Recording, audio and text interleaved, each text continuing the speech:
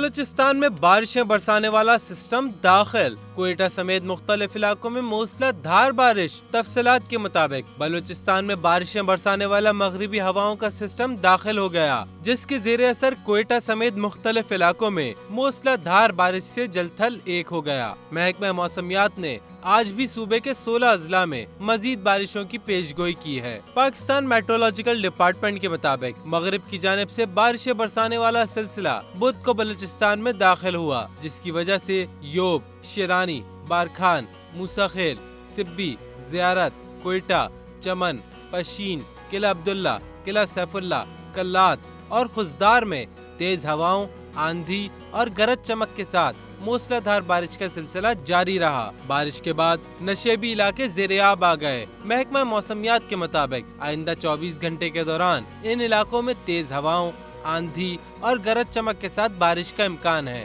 تاہم صوبے کے دیگر اضلاع میں مطلع ابر آلود رہے گا۔